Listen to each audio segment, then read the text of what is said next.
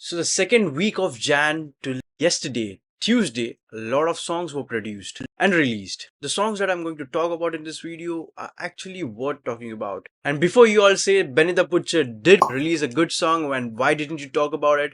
Bro, that song was not that good. The delivery was very weak. And speaking of Benny the Butcher, I always expected him to be a guy who is very confident with delivery and bars. And there were none of those in that bronze song, so I'm not going to talk about it. Let's talk about Young MA. I don't know what MA stands for. His song Watch. The song started straight up, like it was straight bars, no BS at all. He was literally dropping very arrogant bars, and that actually made me raise my eyebrows. The flow in the song was a little weak. I mean, it wasn't even the flow, if you call that a flow. I don't think that's a flow. He was trying to flow like Snoop Dogg, but it could not happen. And he was sounding like a guy on the mic who is reading lines. In the song, he was talking the real man shit, like, if nobody is with you, cut ties, she, they, them, I don't know, that bullshit shenanigans that Gen Z guys are pulling up. He literally dissed them all, and I like chilled, found it very funny. That's why this song is an 8 for me. Ariana Grande dropped a song which goes like yes and question mark. And to be very honest, the critics that they mentioned in the video was they are invalid. They literally said they miss the Ari who actually sings. I mean,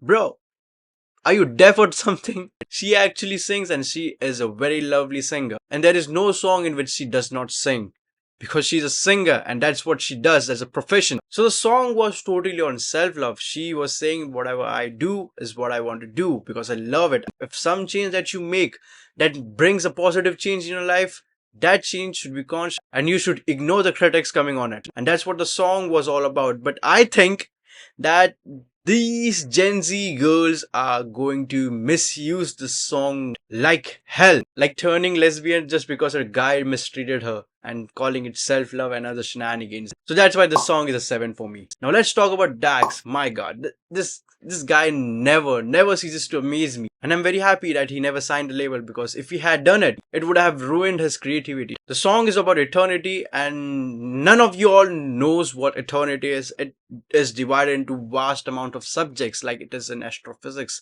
it is in religious ways, it is in science, it is in black holes and many more places. So the term eternity is something men don't know. And the way DAX bridged the gap between all those subjects and made a way to explain us what he thinks about it and relating it to the real-time world and real-time problems, it was just something you would expect from an artist. When you see an artist do something and you're like, okay, that's why he's an artist and I'm not. This is the song that will make you feel that. And that's only about the verses. If you look at the video of the song, you will get the whole picture. In a way, when Dax was acting like Jesus and there were some bright lights were shooting from behind, it was actually a multitude of timeline. It was showing different timelines and different dimensions. This song goes deep. That's why the song is a 10 on 10 for me. Now, as I have talked about Dax, let's talk about Lil Nas X. And this guy is the K-est motherfucker I have ever seen. This videography of the song was actual disrespect to the religion. And I'm Hindu and I'm still saying that it is so disrespectful. Like a gay guy going to heaven.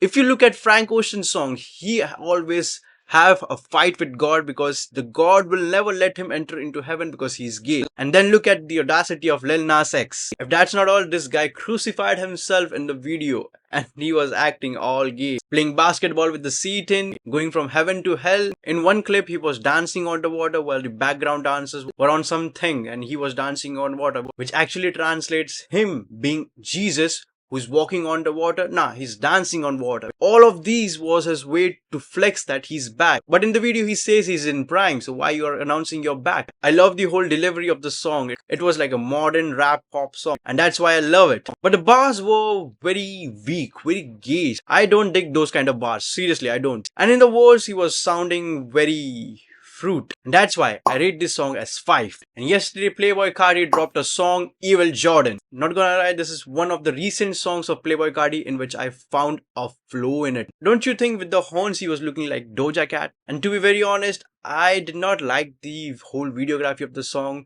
Plus the flow was the only good thing about this song. And lastly, the bars are super weak. And those guys on internet, especially on Twitter, who are hyped up after listening to Playboi Carti, especially these motherfuckers, you're dick riding for nothing. And that's why I rate this song as 6. just because it has flow. Well, that's all. Hope you like this video. Make sure you give a thumbs up and subscribe to my channel for more such content. Have a good time. Bye.